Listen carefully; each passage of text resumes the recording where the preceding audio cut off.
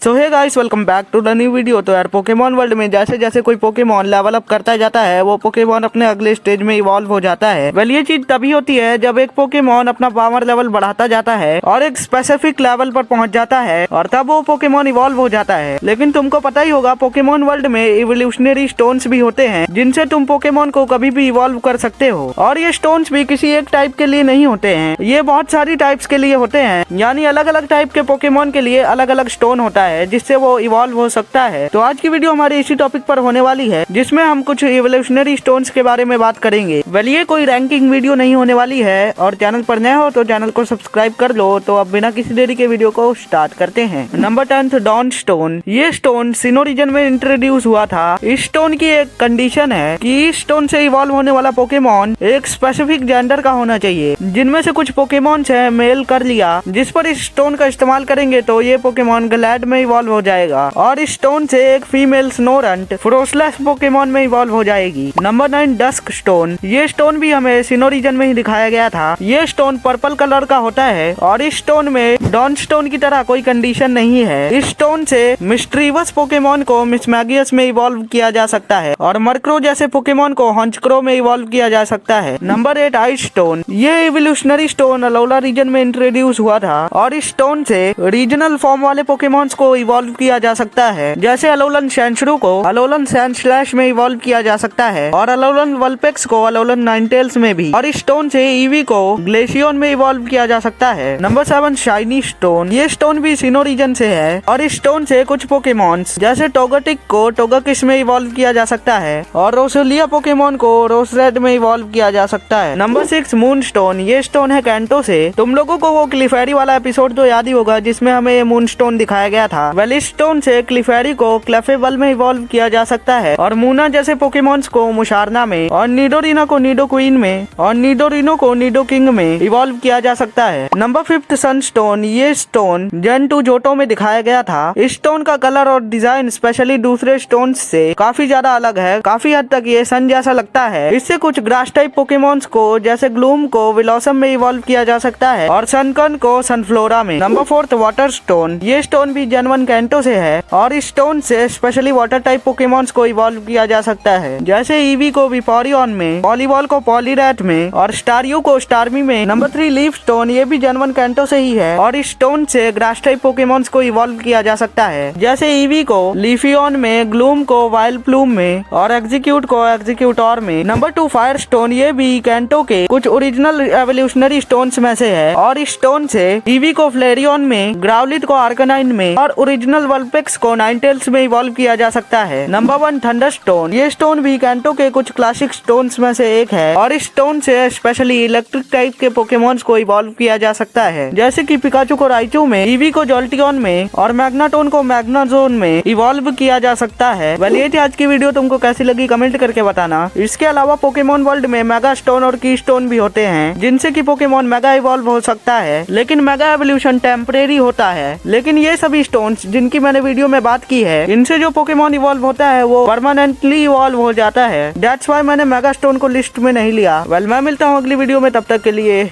Bye bye.